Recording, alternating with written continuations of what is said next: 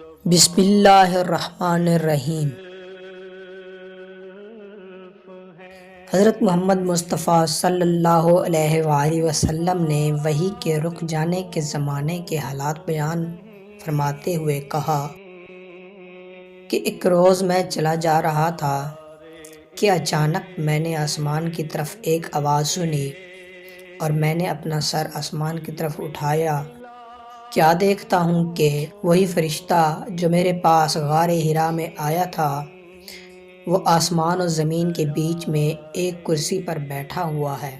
میں اس سے ڈر گیا اور گھر آنے پر میں نے پھر کمبل اوڑھنے کی خواہش ظاہر کی۔